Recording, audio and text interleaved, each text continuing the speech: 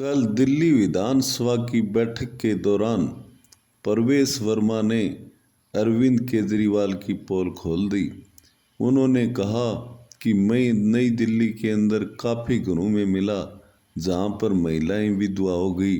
उनका कहने का मतलब था कि अरविंद केजरीवाल ने नशे के अंदर जो बोतलें थी उनको एक करके एक फ्री किया, जिसके कारण बहुत से लोग जो नशे के आदी थे उन्होंने फ्री के चक्कर में अपनी जिंदगियां खो दी और पता नहीं कितने घर बर्बाद हो गए।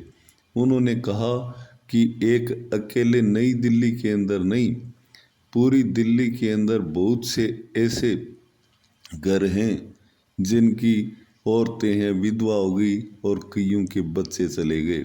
इस प्रकार से परवेश वर्मा ने कहा कि अरविंद केजरीवाल क्रोकोडाइल के आंसू बहा रहे थे। उन्होंने चुनाव के अंदर भी अपने बाप को भी नहीं बख्शा, उनको भी चेयर पर बैठा करके घुमा रहे थे ताकि लोगों की सहानुभूति उनके साथ हो जाए।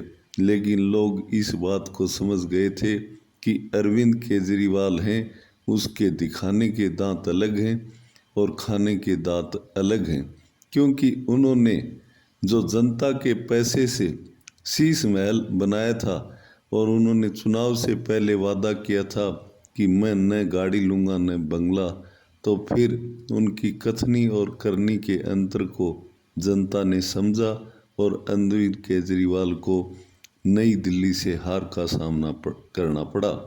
परवेश वर्मा ने कहा कि राजनीति है वो जनता की सेवा करने के लिए होती है और जो व्यक्ति जनता का सेवक होता है वही व्यक्ति एक अच्छा राजनेता होता है।